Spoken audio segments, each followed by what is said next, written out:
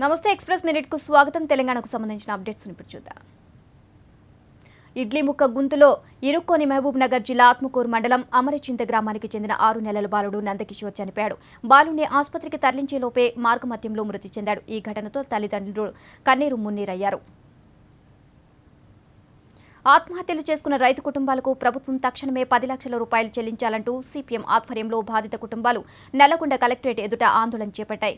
జిల్లాను కరువు జిల్లాలుగా ప్రకటించాలని డిమాండ్ చేశారు సిపిఎం నేతలు. హన్మకొండలో ఆశా వర్కర్లు వినూత్నంగా నిరసనలు చేపట్టారు.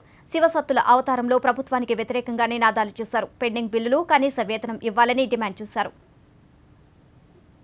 మహబూబ్ నగర్ జిల్లా అచ్చంపేటలో పంచదారతో తయారు చేసిన వినాయక ప్రతిమలు ప్రజలను ఆకర్షిస్తున్నాయి. పర్యావరణాన్ని కలుషితం చేయొద్దనే సందేశంతో టీచర్స్ కాలనీకి చెందిన వెంకటమ్మ అనే మహిళ ఈ గణపతులను తయారు చేసి చుట్టుపక్కల వారికి పంచిపెడుతోంది.